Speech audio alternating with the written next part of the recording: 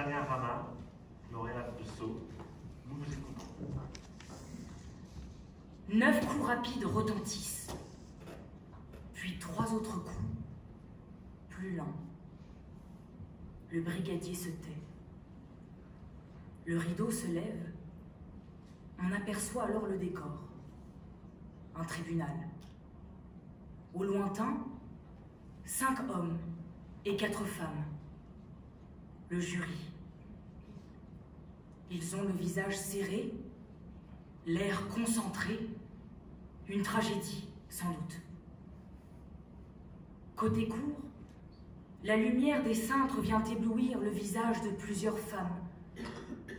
Elles se tiennent devant nous, si proches de nous qu'on pourrait les toucher, glisser notre main et traverser le 4e mur. Elles attendent là, depuis 300 ans, le procès d'un autre, l'accusation de celui dont on ose à peine prononcer le nom, l'homme qui les aurait trahis, Don Juan. L'infidèle, le libertin, l'impie. Elles en sont convaincues. C'est aujourd'hui qu'elles font leur entrée sur le plateau juridique. C'est maintenant que leur rôle entre en action. C'est ce soir que justice sera faite. Pour Charlotte, Mathurine, Elvire et tant d'autres, il est temps que la comédie dramatique prenne fin. Acte 1, scène 1, la mascarade de l'accusation publique. Monsieur le Président, Mesdames, Messieurs les jurés, à vous aussi, on a fait croire que votre présence permettrait de rendre justice à ces femmes mises au devant de la scène. Mais tout ceci n'est que poussière aux yeux. C'est au prétexte d'un habillage juridique que vous avez été saisi d'une affaire qui n'est pas la vôtre, qui vous dépasse, et ce, à plusieurs titres. Ce n'est pas un, ni 2, mais 3 siècles qui se sont écoulés entre les faits reprochés à Don Juan et sa confrontation devant la justice. 354 années, 129 210 jours. C'est long. La prescription de l'action publique s'impose avec une certitude accablante. Lorsque l'on fait saigner le corps d'un homme, le glaive de la justice s'émousse après 20 ans.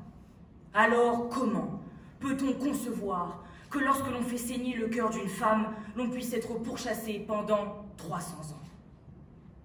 La mort est le repos qui guette chacun d'entre nous. N'envions pas ceux qui, enfin, peuvent profiter du sommeil éternel. Laissons-les apprécier cette fatale tranquillité. Il est bien facile de condamner Don Juan pour son manque de dignité. Mais qui peut parler de dignité quand on perturbe le repos d'un mort? Mais surtout, sur quoi reposent de telles accusations? Sur des règles morales vieilles de 300 ans? Sur le texte d'un dramaturge décédé, Molière, auteur de 2-3 pièces tout au plus? Sur les propos d'une femme qui n'a jamais tourné la page après 3 siècles? C'est inquiétant. Accuser Don Juan d'être le plus grand scélérat que la terre ait porté, ce n'est pas rendre justice aux femmes qui l'auraient trompé. C'est élever au rang de reine les accusations non fondées. Mais quelle sera la prochaine étape? Balance-t-on ce Ganarelle? En 354 années d'instruction, cela impliquait un peu plus de travail du dossier. À l'évidence, ces questions de procédure sont relayées au second plan. L'accusation a préféré assujettir un homme à la justice des mœurs. Acte 1, scène 2, l'exigence d'un conformisme amoureux. On reproche à Don Juan de ne pas croire en l'amour, alors qu'il ne fait que ça, y croire. Il y croit tellement qu'il est incapable de limiter son amour à une seule femme, incapable de censurer ses sentiments, incapable de choisir quand aimer, qui aimer, comment aimer. Les histoires d'amour sont pour lui un poison mortel, dont le seul antidote est l'histoire d'amour d'après. S'il vogue d'histoire en histoire, c'est simplement pour y croire encore. Tout au plus, pourrait-on le condamner pour excès d'amour? Bien heureusement pour nous, le code pénal protège nos cœurs et s'est refusé à réprimer une telle absurdité. En réalité, derrière ce reproche fallacieux de l'accusation se cache une volonté féroce de nous dicter une conduite amoureuse, un idéal qui voudrait qu'un homme se censure dans ses relations. La belle chose de vouloir se piquer d'un faux honneur d'être fidèle. La constance non choisie n'est bonne que pour les ridicules. Faisons preuve d'humilité. Ne tentons pas de légiférer là où le cœur ne fait que suivre ses propres lois. Si nous devions condamner tous les séducteurs, bon nombre de personnes ici ce soir ne seraient plus présentes, à commencer par vous, madame, car si être charmante personne était un délit, vous seriez probablement en situation de récidive.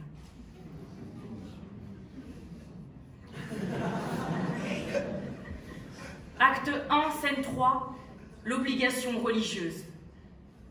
Lorsque l'on pointe du doigt les conquêtes de Don Juan, ce qu'on lui reproche également, c'est d'être libertin, de remettre en question les dogmes religieux et moraux d'un ordre établi.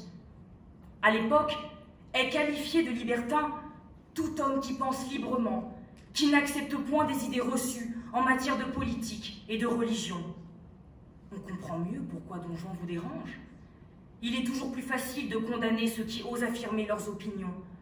Son désir de réaction contre l'absolutisme religieux et politique vous effraie, car lui n'a pas peur de dire ce qu'il pense réellement. Lui a préféré récuser les fanatiques, l'extrémisme des dévots, refusant toute croyance qui ne soit pas fondée sur la raison. Pour lui, 2 et 2 sont 4, 4 et 4 sont 8. Et c'est jusqu'au bout que Don Juan maintient sa position. Pas même la statue du commandeur ne le fera frissonner quand elle viendra lui ôter la vie. Et vous voulez condamner un homme qui meurt pour ses idées, sous prétexte qu'il refuse de croire crédulement ce qu'on lui dit, préférant dénoncer le poids de la bien-pensance religieuse? Ce grand seigneur méchant homme, comme vous dites, a fait le choix de ne pas se laisser dicter par des idéaux puritains, une sorte de précurseur du siècle des Lumières.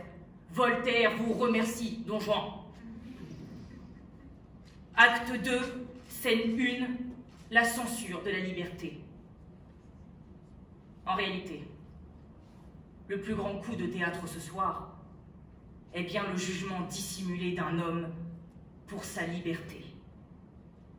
On ne fait pas le procès d'un séducteur, non, mais bien celui d'un homme qui a osé se battre pour affirmer son droit de penser librement.